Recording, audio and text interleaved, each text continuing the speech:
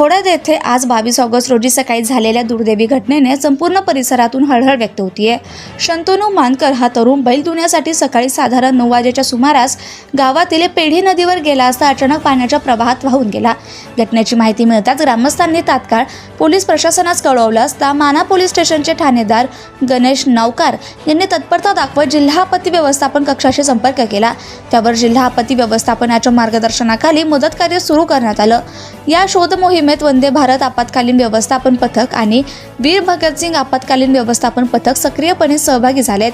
तहसीलदार शिल्पा बोबडे यांनी सुद्धा घटनास्थळी भेट दिली आहे। महसूल आणि पोलीस प्रशासनाचे अधिकारी कर्मचारी घटनास्थळी उपस्थित आहेत।